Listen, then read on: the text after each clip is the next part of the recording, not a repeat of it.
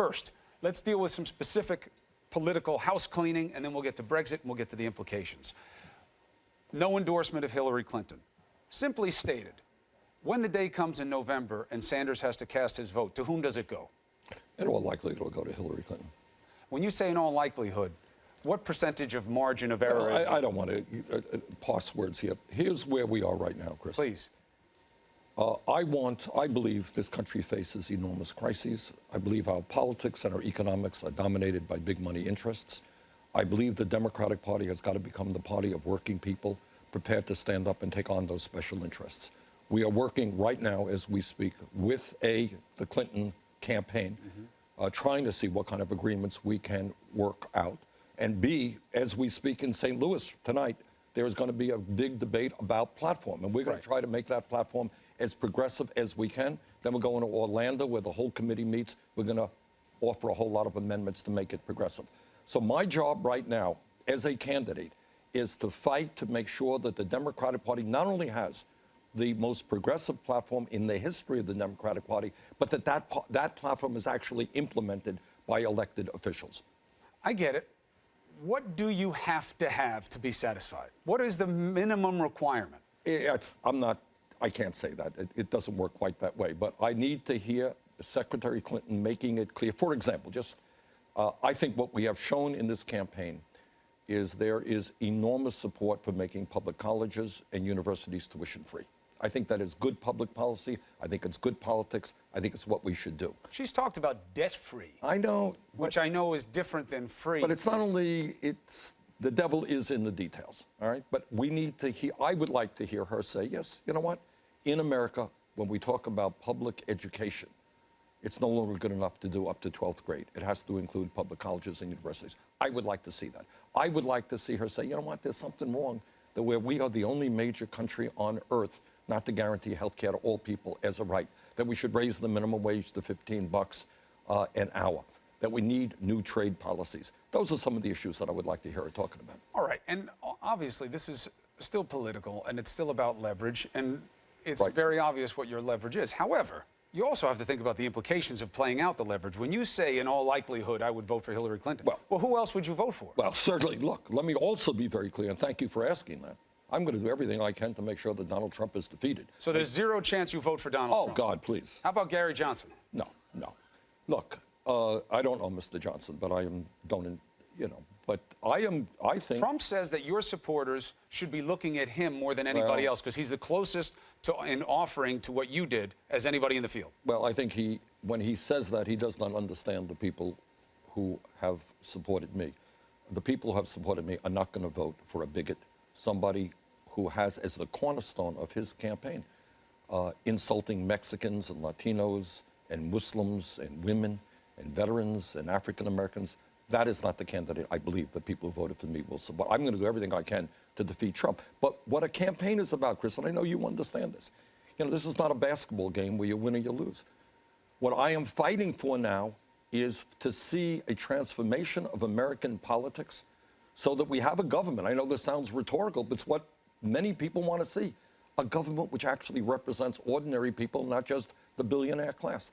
That's the fight, and that means health care for all, raising the minimum wage to a living wage, making public colleges and universities tuition free, dealing with the crisis of climate change.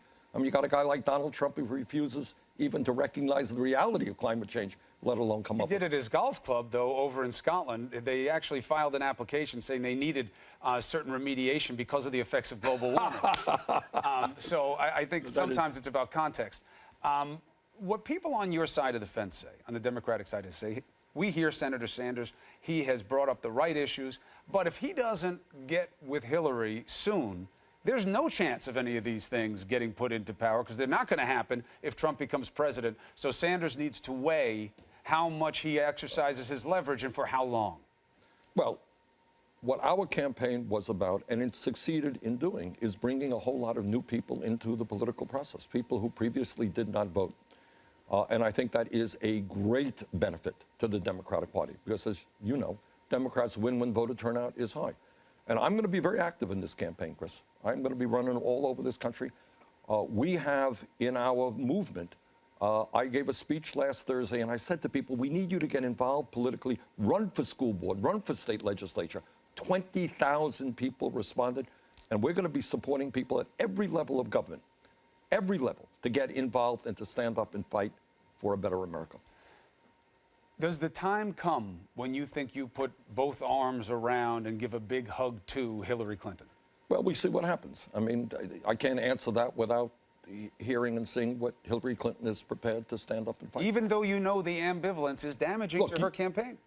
What I am trying to do now is, number one, to do everything I can to defeat Donald Trump.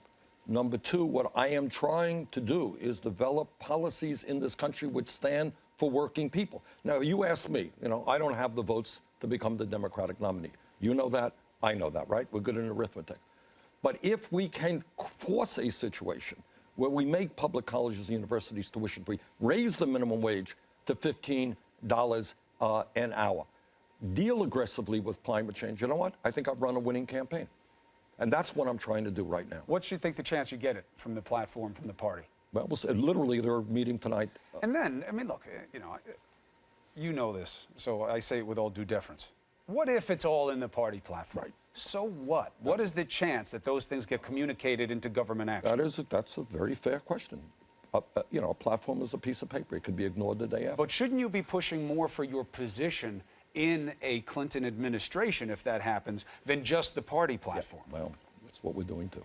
Don't tell anybody. But by the way, your poker face is terrible, Senator Sanders. I want you to know that. Next thing we're going to do together is play cards. What do you think would be the ideal position for Sanders? No senator, just in case you believe that you don't want to be senator anymore, you think you could serve better in another capacity. What are some of the ideas? Well, what has always interested me is reinvigorating American democracy. I want a nation in which people are debating the real issues facing our country. I want to see this country have the highest level of voter turnout, not one of the lowest. I want to see people getting involved in all levels of public life. That's kind of reinvigorating the American democracy. What is the government role? Well, it's very important. But I'm saying no position jumps to my mind that's in charge of that. You're asking me what kind of, well, I'm very happy as Vermont senator. So you would want to stay senator, period? And no, I don't want to, who knows? But, right now, I love my state, and I'm very proud to be a senator from Vermont. Do you think there's something you could have done differently that would have made you the nominee? Well, it's, I think at the end of the day, you would probably agree with me in saying that we did a lot better and went a lot further than most people. Absolutely. Right. So I think by and large, we ran a great campaign. But, as I look back, are there things that we could have done better? Were there mistakes that we made? Yeah, there were.